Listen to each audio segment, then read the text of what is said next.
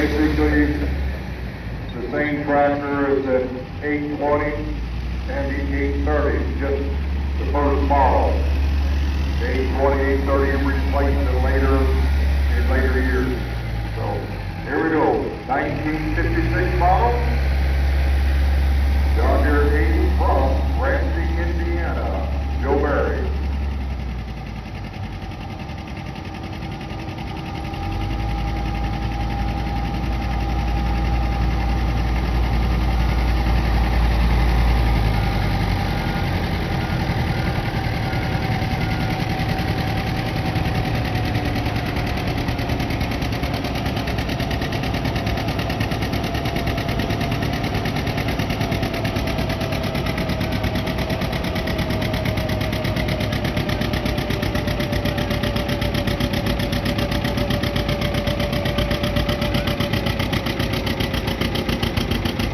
Getting down to where you can count the number of times the cylinder hit.